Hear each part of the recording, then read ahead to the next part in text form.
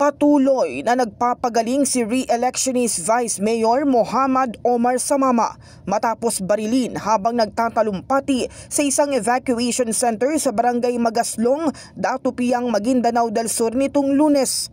Ayon sa PNP, armadong grupo ang itinuturing na suspect sa insidente pero inaalam pa kung may kaugnayan ito sa politika. Sa ngayon po ay ang tinitingnan po nila ay yung mga armed group. Ito po ay naayon kay RD Macapas. Sinasabi niya po ang suspect natin po sa ngayon ay isang armed group.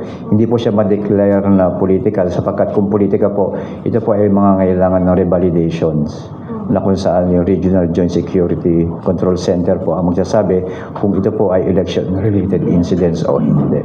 Ang status po ng Vice Mayor ng Datupiang ay nasa mabuting kalagayan lang daw po at kasalukuyang nagpapagaling sa ospital po.